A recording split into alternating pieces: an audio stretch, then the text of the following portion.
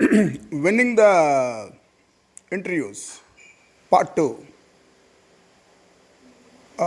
Winning of one interview is not enough, but we have to win all the interviews. It's not easy. Uh, in this part, I'm going to give you few tips on how to win interviews. First, we have to do a lot of homework. Sometimes the interviewer is desperate to hire the candidates due to some sudden vacancy or somebody must have resigned. Okay, so when you are interviewed at that time and the playground is yours, so you can easily get an interview, selected in that. The other time, they already might have made up their mind, but they have to take somebody, and then it's like they do it for a formality. So that times, whatever you struggle, you may not make it.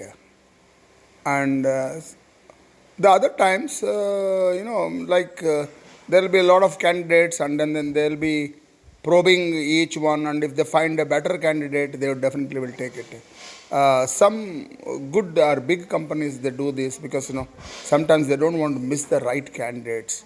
Even if the position is filled, they still want to take it.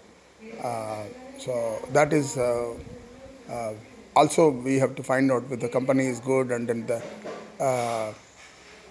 the interview or the owners are have got a long-term plans. They would recruit.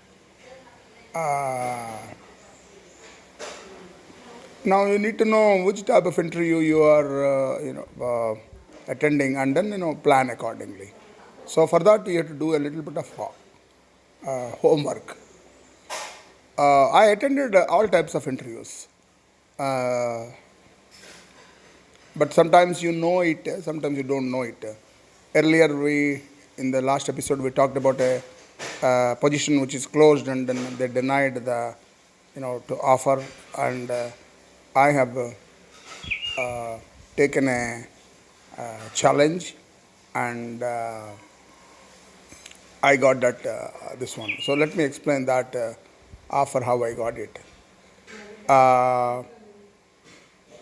I offered a proposal, or I would say challenged the interviewer, saying that I would work for a month and then prepare the quotation for the project which they were preparing for a company. Luckily for me, that company I worked earlier, so I told them that this is a $1 million project, so let's not take chances. So I'll prepare the proposal, and then once we get it, then you decide whether you want to hire me or not. They accepted that offer, and then I went on to work for a longer time than required. The point is that you are willing to take a risk. Okay, I'll share with you one famous oil company contract. This is a South American company in somewhere in 50s, 60s. They have asked for quotation from multinationals like BP, Shell, and Mobil. So there was one guy who has not even established name. Today they are Sun Oil company. So he also went for that quotation. And what he did was he went about a week early to the country, and then was watching a TV, and there was a huge debate going on about this some shortage of grains. So they were looking for a shipment of grains from somewhere Europe or somewhere. So when he got that hang of it, then in the interview, Sun Oil proposed that for the oil drilling rights, he would arrange grains for the country. In the cabinet, when they were comparing the bids from other giants like Shell Oil and British Petroleum, Mobil, etc. So everybody preferred this offer from Sun Oil because he has, promised to get a shipment of grains, and probably this could have been arranged by some other people also, but they were not aware of the what do you call it, requirement. And the similar one, I would say, how Americans have grabbed the oil drilling rights in Saudi Arabia in 1930. So basically, what I'm talking about is not a grabbing a contract or something. In the interview, you have to understand what the interviewer is looking for, and if the interviewer is looking for a bright candidate, probably you may not have the relevant experience, but still they would prefer qualified candidates. I recall one of our friends' father. He was a director in Air India. So one day I asked him, why do you recruit these postgraduates in other branches of engineering when in the airlines don't need this qualification? His answer was a eye opener for me. What he said was, we are not recruiting for this person at an engineer level. Then I said, that's what you are going to offer. He said, yes, sure.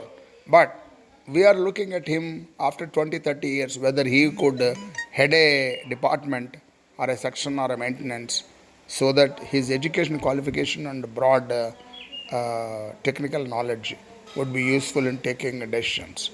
So this is where at higher positions, people will be useful. They look for qualification, they look for brightness, they look for initiative, and of course, above all, the integrity. And there will be what you call as occasions where interviewer himself will do will disclose that. I'll share with you one interview I had joined in a famous Shell company. There was a guy called Andy who was a science graduate, and he was doing taking care of the water treatment of this plant. And for some reason, he was little bit overconfident, and then he demanded something unusual. So they have the company has rejected it. So Andy resigned. So I have was to be hired for in this position. For my good luck would have it, I came to know that they were desperate to hire that person in Andy's place. So, in fact, though I have mentioned that I didn't have experience in petrochemicals because I was with refining experience, my interviewer, who was a doctorate himself in a different field, nuclear technology, he said, no, you would, with your experience in post-graduation and experience in refining, you would foot the bill. So the interview went on in a reverse gear, where I was talking to him that I don't have this experience, but then, he started backing me up, saying that yes, this is relevant. So what I'm telling is that in interview, having done a homework will always help. And other than that, earlier we talked about in the interview that you should not overemphasize your suitability to the company. At the same time, wait for the clues what the interviewer is giving. Sometimes interviewer would be a little bit impatient, saying that you have anything else to tell and something like that. And instead of saying I don't have anything to say, what probably I would suggest is that are you looking for anything else, right? So no, it's and then sometimes they ask you a question, is there anything which you want to ask? They said, okay, this position, how it leads to, the next, the future of this the career. These are the things which would probably give an idea to the interviewer that you are interested in a long-term stay in the company. Also, if they have a problem, and then unless they tell you that they have a problem, and then don't give a solution for the problem. Sometimes this may look very good on surface of it, but I will tell you many times being extra smart is not liked by the interviewers. And also, when you are giving a solution to their problem, what you are telling is that you are not able to get it.